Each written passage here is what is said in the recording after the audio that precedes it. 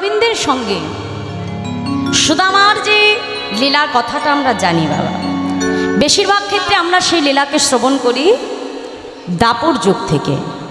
কিন্তু আস্তে, এই যে আস্তে কথা নয়, সুদামার সঙ্গে আমার ভগবানের সম্পর্ক কিন্তু দাপর যুগ থেকে নয়। সুদামার সঙ্গে কৃষ্ণের সম্পর্ক ছিল সে সত্যযুগ থেকে।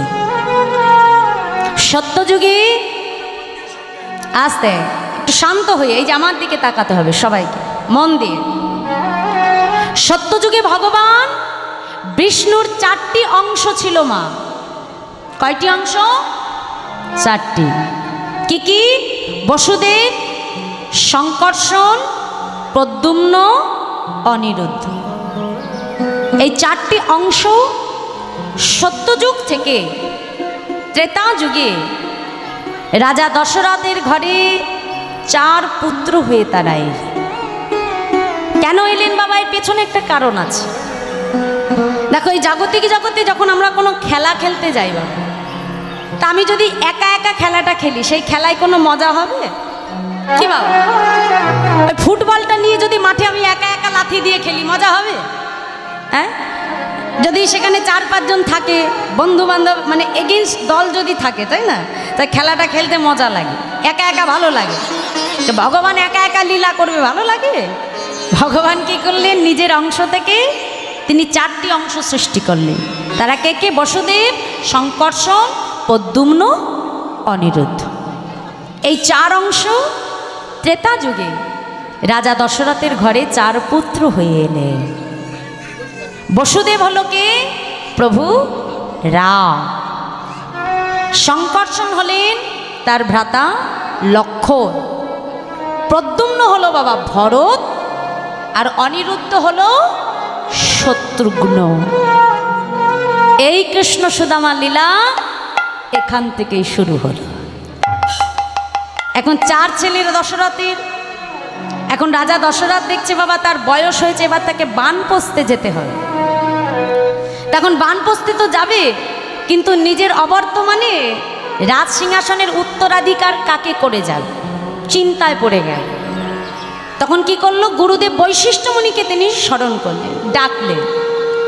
এখন বৈশিষ্ট্য মুনি এসে বলছে, শোনো দশরথ, তোমার 4 ছেলেকেই আমি শিক্ষা দিয়েছি। তা তোমার এই 4 পুত্রের মধ্যে তোমার এই অযোধ্যার সিংহাসনে বসবার অধিকার যদি কারোর সর্ব অগ্রে থাকে, সেটা হলো তোমার জ্যেষ্ঠ পুত্র রাম। তাহলে গুরুদেব রামের রাজ্যাভিষেক ঘোষণা করে দিই, যাও, বিলম্ব করো না। সারা অযোধ্যায় ঢেরা পিটিয়ে ঘোষণা করে দেয়া হলো, আগামীকাল অযোধ্যার সিংহাসনে রামচন্দ্র রাজা হয়ে বসবে। এখন সারা অযোধ্যাবাসীর মনে আনন্দ বাবা, প্রভু রামচন্দ্রকে সবাই প্রাণের অধিক ভালোবাসে। এখন আপনারা জানেন কিনা জানি না মা, এই যে রাম, লক্ষ্মণ, ভরত, শত্রুঘ্ন, এনার মায়েরা ছিলেন 3 জন, মানে 3 বিমাতা, মানে সৎমা। মানে রাজা দশরথের 3 জন প্রধানা রানী ছিলেন। কে কে? কৌশল্যা, কৈকেয়ী, সুমিত্রা।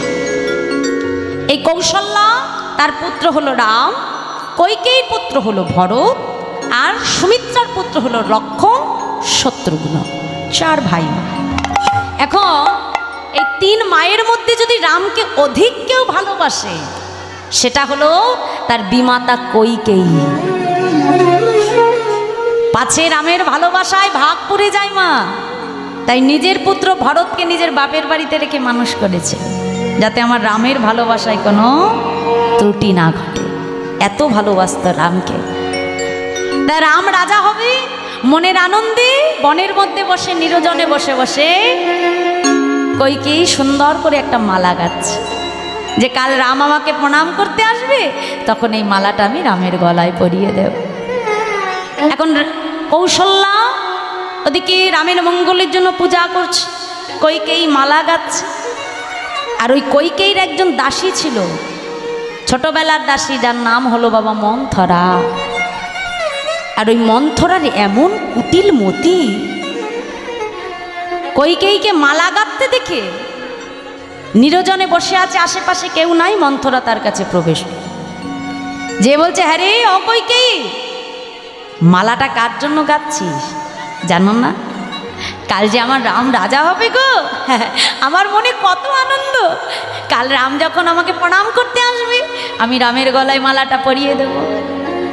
আর ওই মন্থরা তার কানে সঙ্গে সঙ্গে কুমন্ত্রণা প্রদান করে দিল, বলছে দাঁড়া, শান্ত হ, রাজা হবে কিন্তু কে? তোর ছেলে ভরত না, কৌশল্যার পুত্র রাম।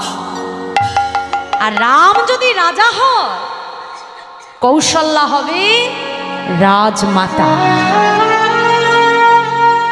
আর কৌশল্যা যদি রাজমাতা হয়, তুই হবি ভিখারিণী। রে কইকেয়ী, আমি তোর ছোটবেলার দাসী। তোর পিতা কেকই রাজা ছোটবেলা থেকে তোর জন্য আমাকে মোটা টাকার মাইনা দিয়ে তোর দাসী করে রেখে দিয়েছে। আমি তোর দাসী, দাসীবৃত্তি করাই হলো আমার কাজ। কিন্তু তুই তো কোনো দাসী নস, তুই হলি কেকই রাজার কন্যা কইকেয়ী। কাল যখন ওই কৌশল্যা রাজমাতা হয়ে তোকে ডেকে বলবে, হ্যাঁ রে কইকেয়ী, আমার পায়ে একটু তেল মাখিয়ে দিয়ে যেত, কিরে ভালো লাগবে? রাজার কন্যা হয়ে তখন সতীনের পায়ে তেল মালিশ করতে, ব্যাস সব শেষ। মা, যেই রাম তার এত প্রাণের অধিক প্রিয় ছিল, এক মুহূর্তে সেই রাম হয়ে গেল তার চিরশত্রু। অভিমান কক্ষে যে আলো নিভিয়ে দরজা জানলা বন্ধ করে দিল কইকেয়ী। রাজা দশরথ দেখছে তার সব রানীর ঘরে আলো জ্বলছে, কিন্তু কইকেয়ীর ঘরে আলোর বন্ধ। ছুটতে ছুটতে রাজা দশরথ কইকেয়ীর কাছে এসে হচ্ছে, কি কইকেয়ী, তোমার ঘরে আলো বন্ধ কেন? কালকে তোমার পুত্র রাম রাজা হবে, তুমি সুখী হও নাই? মহারাজ, আপনি আমাকে সুখী দেখতে চান বুঝি? নিশ্চয়ই চাই কইকেয়ী। তুমি আমাকে দুইবার মৃত্যুর হাত থেকে বাঁচিয়েছ কইকেয়ী, এ কথা আমি কখনো ভুলব না। মহারাজ, তাহলে এটাও নিশ্চয়ই মনে আছে, দুইবার যখন মৃত্যুর মুখ থেকে আমি আপনাকে বাঁচিয়ে এনেছিলাম, আপনি কিন্তু আমাকে দুটো বর দিতে চেয়েছিলেন। আমি বলেছিলাম যখন সময় হবে বর দুটো আমি চেয়ে নেব। মহারাজ, আজ যে সময় এসে গেছে, বর দুটো আমাকে দিতে হবে মহারাজ। নিশ্চয়, আজ তো আমার বড় আনন্দ কইকেয়ী। কেন জানো? কালকে যে আমার প্রাণের পুত্র রাম রাজা হবে। আজ আমার কাছে যে যা চাইবে আমি তাকে তাই দেব। বলো বলো কইকেয়ী, তুমি কি চাও? মহারাজ, এমনি এমনি বললে তো হবে না মহারাজ, আগে তিসত্ব অঙ্গীকার করুন। বলুন আমি যা চাইবো আপনি আমাকে দেবেন দেবেন। কইকেয়ী, रघुकुल रीति सदा चली आई, प्राण चली जाई तबु बचन न जाई। কথা যখন আমি তোমাকে দিয়েছি আমি তোমাকে দেব, বলো কি চাও? শুনুন মহারাজ, আমার প্রথমবারে হলো আগামীকাল রাজা হবে, তবে আপনার জ্যেষ্ঠ পুত্র রাম নয়, রাজা হবে আমার পুত্র ভরত। কইকেয়ী, দাঁড়ান মহারাজ, এখনো একটা বর আমার বাকি আছে। দ্বিতীয় বরে হলো আগামীকাল সূর্যাস্তের পূর্বে আপনার প্রাণের পুত্র রামকে 14 বছরের জন্য বনবাসে চলে যেতে হবে। কইকেয়ী,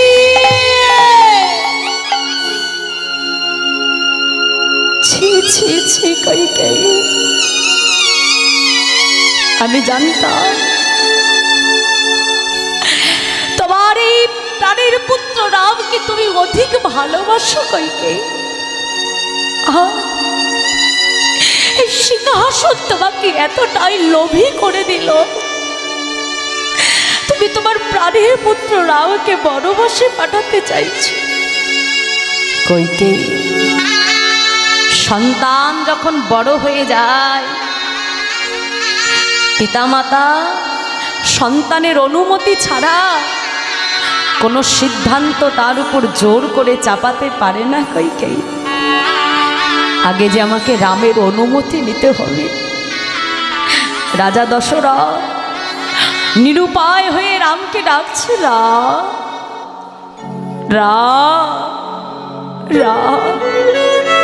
পিতা, আপনি আমাকে ডেকেছেন পিতা? রাম, তোমার মাতা কইকেয়ী আজ আমার কাছ থেকে দুটো বর চেয়েছে বাবা। আমি অজান্তে তাকে কথা দিয়েছি সেই বর দুটো আমি তাকে দিয়ে দেব, কিন্তু আমি যে বড় ধর্ম সংকটে পড়ে গেছি রাম। এখন এই ধর্ম সংকট হতে একমাত্র তুমি আমাকে মুক্তি দিতে পারো রাম। বলো বলো পিতা, কি বর চেয়েছে মা তোমার কাছে, যার জন্য এমন সংকটে পড়েছো তুমি? শোনো রাম, আগামীকাল সিংহাসনে বসবে, তবে তুমি নও, তোমার ভাই ভরত। বাহ, এত বড় আনন্দের কথা পিতা। আমার ভাই সিংহাসনে বসবে, এর থেকে আনন্দ আমার কাছে আর কিচ্ছু নাই। চাই না আমার সিংহাসন, আমার ভরত বসবে, এতেই আমি সুখী। দ্বিতীয়বার, রাহা, কাল সূর্যাস্তের পূর্বে তোমাকে যে অযোধ্যা ছেড়ে 14 বছরের জন্য বনবাসে যেতে হবে বাবা। পিতা, আজ তো আমার মঙ্গল হয়ে গেল পিতা। একদিকে আমার ভাইকে রাজ্য দাও, একদিকে মাতৃ আজ্ঞা পালো, আর একদিকে বনে যে যোগী মুনি ঋষির সংঘ করা। আমার মতো ভাগ্য কজন আর হয় আপনি বলতে পারেন? পিতা, আপনি যদি চান তবে এই দেহটা সিংহাসনে বসবে পিতা, আর আপনি যদি না চান তবে এই দেহ কোনোদিনও সিংহাসনে বসবে না।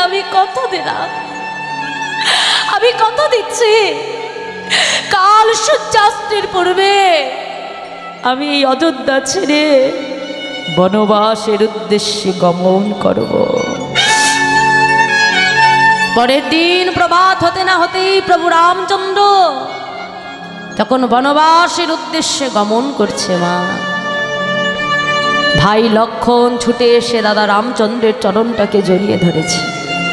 দেখো বাবা, এই হলো আমাদের আগেকার দিনে ভাই ভাইয়ের প্রতি ভালোবাসা। দাদাকে এসে ছুটে বলছে, দাদা, মাতা কৌশল্যা আমাকে সর্বদা শিক্ষা দিয়েছে, ওরে লক্ষণ, আমার রাম যদি দেহ হয়, আমার লক্ষণ হলো তার ছায়া। দাদা গো, আমি তোমার পায়ে পড়ি দাদা, এই দেহ থেকে তুমি তার ছায়াকে আলাদা করে দিও না দাদা, আমাকে তোমার সঙ্গে নিয়ে চলো দাদা। লক্ষণকে সঙ্গে নিয়ে প্রভু যখন যাবে, এমন সময় সীতা এসে চরণটা জড়িয়ে ধরেছে। স্বামী, আজ আমার স্বামী যদি বনবাসে যায়, আমি এই প্রাসাদের স্বর্ণ পালঙ্ক পরে শয়ন করব, এমন শিক্ষা আমার বাবা মা আমাকে দিয়ে পাঠায় না। কৃপা করে আমাকে আপনার সঙ্গে নিয়ে চলো। সীতাকে সঙ্গে নিয়ে, ভাই লক্ষণকে সঙ্গে নিয়ে প্রভু রামচন্দ্র বনবাসে গমন করলেন। ভরত তখন ছিল মামার বাড়িতে বাবা। ফিরে এসে দেখে সারা অযোধ্যাটা অন্ধকার হয়ে গেছে। অযোধ্যাবাসীকে ডেকে বলল, অযোধ্যাবাসী, হ্যাঁ গো, আমার ওই অযোধ্যার এমন দশা কে করেছে গো? কেন আমার অযোধ্যার এমন দশা? কোনো অযোধ্যাবাসীর মুখে হাসি নাই। কে করেছে আমার অযোধ্যার এমন দশা? অযোধ্যাবাসী ভরতকে ডেকে বলল, ভরত, তোমার এক মা হতে সারা অযোধ্যার সর্বনাশ হয়ে গেল। যাও, তোমার মাকে যে তুমি জিজ্ঞাসা করো কেন করলো আমাদের এই অযোধ্যার এমন দশা? ভরত ছুটে এসে মাকে ডেকে বলছে, মা, ছি ছি ছি মা, আজ তোমার মতো একটা মা আমার জীবনে আছে ভেবে লজ্জায় আমার মাথাটা নিচু হয়ে যাচ্ছে। মা, এ জগতে পিতা মাতা যদি কোনো ভুল করে সন্তানকেই তার প্রায়শ্চিত্ত করতে হয়। তুমি যেমন দাদাকে বনবাসে পাঠিয়েছ, আমি নিজে গিয়ে আমার দাদাকে বনবাস থেকে ফিরিয়ে আনি। বৈশিষ্ট্য মুনি ভরতের হাতটা ধরে বলল, ভরত, আজ এই অযোধ্যার সিংহাসনে তোমাকে বসতে হবে। ভরত, রামের শোকে তোমার পিতা দশরথ দেহ রাখলো, লক্ষণ বনবাসে চলে গেল। আজ তুমি যদি সিংহাসনে না বসো, তবে এই অযোধ্যাবাসীর প্রজাগণকে কে সামলাবে বলতে পারো? ভরত, ভরত তখন গুরুদেবের চরণটা জড়িয়ে ধরে বলছে, গুরুদেব, আমি তো সিংহাসনে বসতে পারবো না গুরুদেব। কেন পারবে না ভরত? রাক্ষসের রাজা রাবণ যদি সিংহাসনে বসতে পারে, হিরণ্যাক্ষ হিরণ্যকশিপুর মতো দৈত্য যদি সিংহাসনে বসে অত্যাচার করতে পারে, তাহলে তোমার মতো এমন সাধু, তোমার মতো এমন ভাতৃভক্ত কেন সিংহাসনে বসতে পারবে না বলতে পারে? গুরুদেব, রাক্ষসের রাজা রাবণ সিংহাসনে বসতে পারে, হিরণ্যাক্ষ হিরণ্যকশিপুর মতো দৈত্য সিংহাসনে বসতে পারে, কিন্তু রামের ভাই ভরত হয়ে যদি আমি এই সিংহাসনে বসি, ধরণী মাতা এই পাপ কিছুতেই সইতে পারবে না। গুরুদেব, দাদার সিংহাসনে আমি কখনোই বসতে পারি না। গুরুদেব, আমি ফিরিয়ে আনবো দাদাকে। শয় শয় পালকি ঘোড়া হাতি নিয়ে, রত্ন সিংহাসন নিয়ে, রথ নিয়ে যখন দাদাকে আনতে যাচ্ছে, মা, ভরত কত বড় ত্যাগী ছিল ভেবে দেখো। আজ শয় শয় হাতি ঘোড়া পালকি থাকতে খালি পায়ে ভরত ত্রিকুট পর্বতে ছুটে যাচ্ছে। কেন যাচ্ছে জানো বাবা? প্রহরীরা ডেকে বলছে, মহারাজ, আজ এত শয় শয় পালকি হাতি ঘোড়া থাকতে আপনি খালি পায়ে হেঁটে কেন যাচ্ছেন? ভরত তখন প্রজাগণকে ডেকে বলছে, কেন যান? আমার দাদা রামচন্দ্র তার ওই কমল চরণ দ্বারা কত কষ্ট, কত যন্ত্রণা, আঘাত সহ্য করে অযোধ্যা ত্যাগ করে আমার দাদা বনবাসে গেছে। না জানি আমার দাদা যখন এই পথে গেছে, আমার দাদার চরণে কত আঘাত লেগেছে, কত কষ্ট হয়েছে। আমার দাদার কষ্টটাকে উপলব্ধি করবার জন্য আমি এই পথে খালি পায়ে হেঁটে যাচ্ছি। কতটা ত্যাগী ভেবে দেখো বাবা।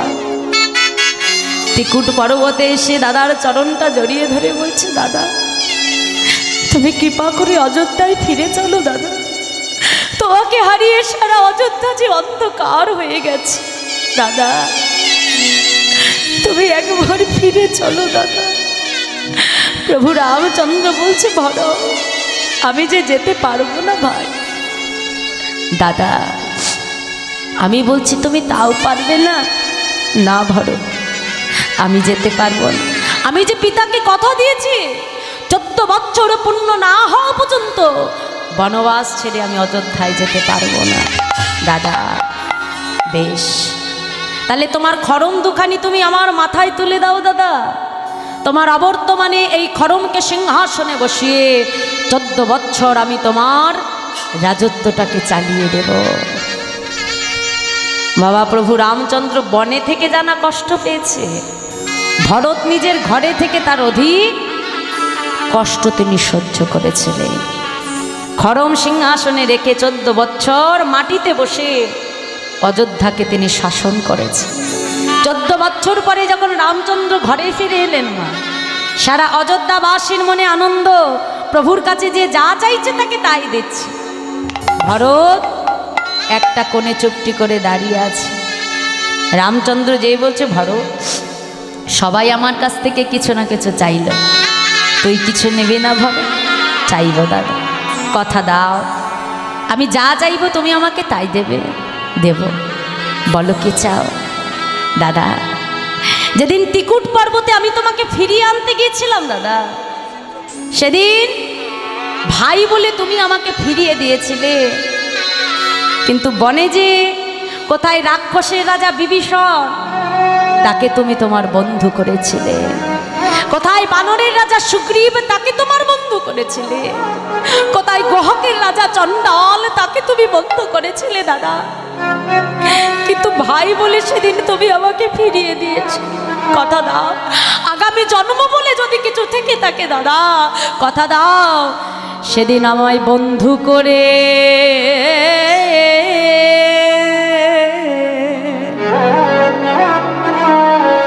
তুমি জানো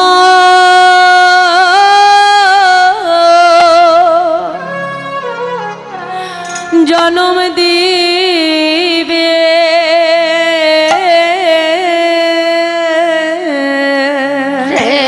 নিতাই গৌর হরি বল, হরি বল। আমায় বন্ধু করে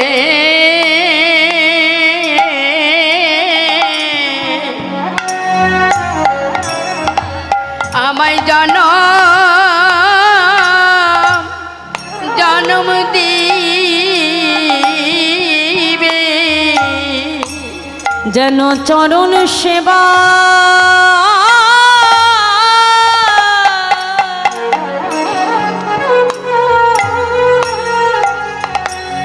আমি করতে পারি।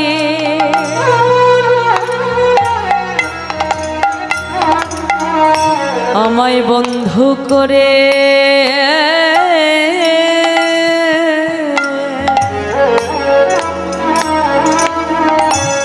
তুমি জানো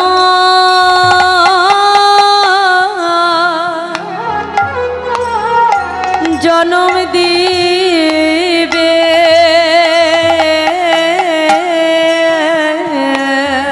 সেদিন চরণ সেবা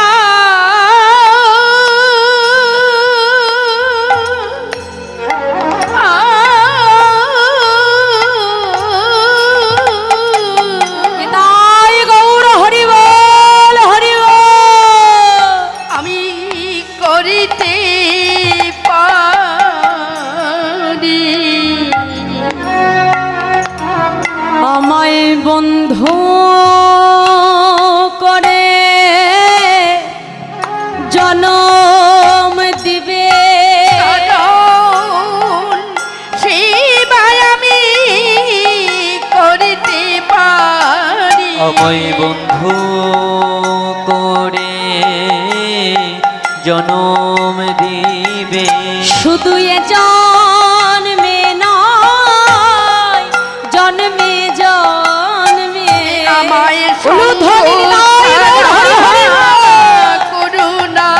বলি তোমার কাছে এই মিনতি। আমায় বন্ধু করে জন্ম দিবে। তোমার সঙ্গ ছাড়া আমায় করুণা, আমায় বন্ধু করে জন্ম দিবে। বলি তোমার কাছে এই মিনতি। শুধু এ জন্মে নয়, জন্মে জন্মে সঙ্গ ছাড়া করুণা যেন চরণ সেবা করতে বলি পারি। তোমার কাছে এই মিনতি। চরণ সেবা করতে পারি। জন্মে নাই জন্মে জন্মে চরণ সেবা করতে পারি। শুধু হরি হরি জন্মে বল। নাই জন্মে জন্মে সেবা করিতে পারি। জন্মে নাই জন্মে জন্মে যেন চরণ সেবা করিতে পারি। তোমায় বন্ধু করে জন্ম দিও। প্রভু রামচন্দ্র ভরতকে যে আলিঙ্গন করে বলল, ভরত বেশ, এ যুগে তো তোর আশা আমি পূর্ণ করতে পারবো না, আগত দাপর যুগে আমি যখন শ্রীকৃষ্ণ হয়ে বৃন্দাবনে যাব, তুই সেদিন হবি আমার প্রিয় সখা সুদামা। আর ওই কৃষ্ণ সুদামা রূপে বৃন্দাবনে এমন লীলা আমরা করব যে ইতিহাসে স্বর্ণাক্ষরে কৃষ্ণ সুদামার কথা আজীবন সেটা রচনা হয়ে থাকবে।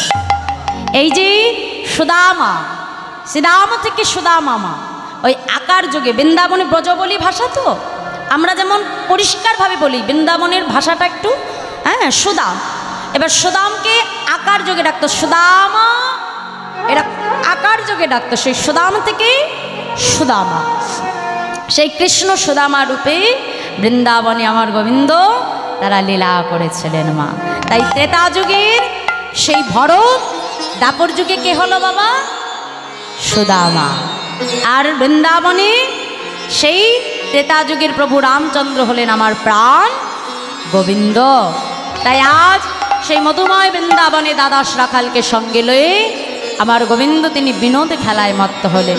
কেমনভাবে খেলছে বলছে, দেখো দেখো, আজ খেলত খেলত খেলত, আজ খেলত খেলত খেলত, আজ খেলত খেলত খেলত, আজ খেলত খেলত খেলত, খেলত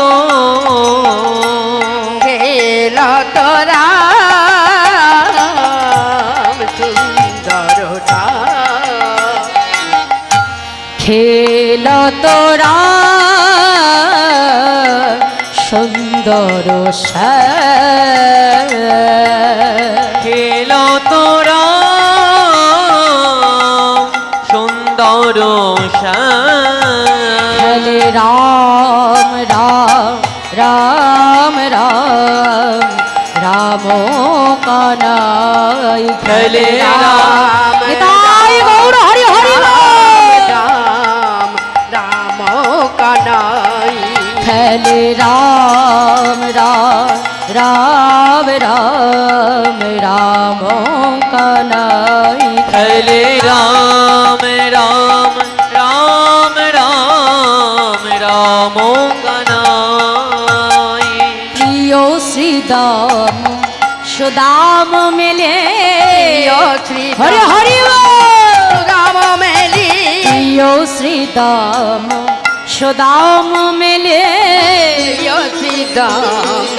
রাম মেলি, তপন তনয়া তীরে কেলে, তপন তনয়া তীরে কেলি, আদি তপন তনয়া তীরে আজি কেলে, তপন তনয়া তীরে কেলি, ধবলি শ্যামলি আউরিয়া ধবলি শ্যামলি আউরি আউরি, ধবলি শ্যামলি আউরিয়া ধবলি শ্যামলি আউরি আউরি, হুকারি চলো তো কালো খেলে রাম রাম হরি হরি রাম রাম কানাই।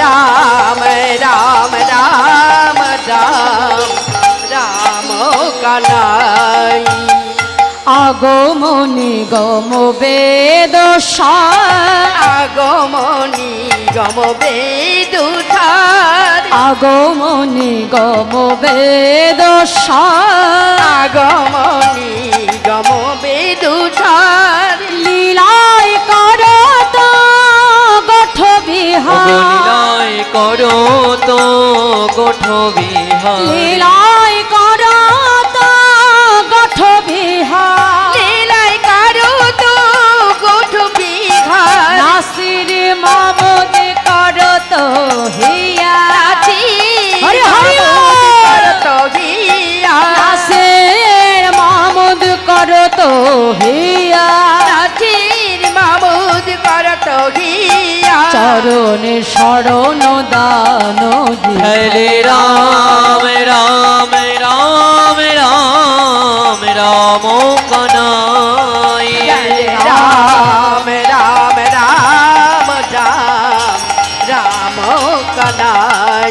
হলে রাম রাম রাম রাম রাম কানাই হরে রাম রাম রাম রাম রাম কানাই।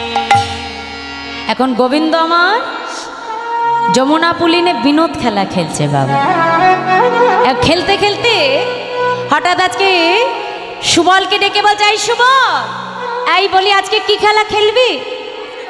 হ্যাঁ, কানামাছি। না না না, এই শ্রীরাম তুই কি খেলা খেলবি? বলছে, শোন কানাই, আজকে আমরা একটা নতুন খেলা খেলবো। কি খেলা জানিস? ছেঁড়া পাতা আর ভালো পাতা। গোবিন্দ বলছে, সেটা আবার কেমন খেলা? আগে তো কখনো খেলিনি। বলে, ওই তো, হ্যাঁ, ছেঁড়া পাতা আর ভালো পাতা। মানে বুঝতে পেরেছি, মানে আসলে ও একটু ঘুরিয়ে বলেছে। আসলে খেলাটা হলো কাঁধে কড়া কাঁধে চড়া।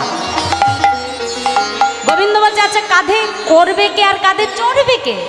বলে, ওই জন্যই তো ছেঁড়া পাতা আর ভালো পাতা। হ্যাঁ, মানে যার পাতাটা ভালো মা তার কপাল ভালো, আর যার পাতাটা ছেঁড়া তার কপাল গেল। মানে যার ভাগ্যে ছেঁড়া পাতা তাকেই সর্বক্ষণ ওই কাঁধে চড়িয়ে চড়িয়ে কেশিঘাট থেকে বংশীবটে নিয়ে যেতে হবে। গোবিন্দ বলছে, বাহ, খুব ভালো খেলা তো। আচ্ছা সুবল, দে দে পাতা, দে পাতা দে। হ্যাঁ, তাড়াতাড়ি দিয়ে। আচ্ছা সবাই কি করেছে মা? চোখ বেঁধে দিয়েছে। চোখ বেঁধে এক একজন করে এক একটা পাতা তুলে নি। চাই নে পাতা নে। হ্যাঁ, বাহ, আয় তুই নে।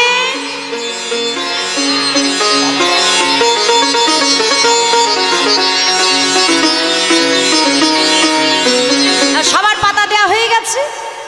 গোবিন্দ সবার পাতার তদারকি করছে।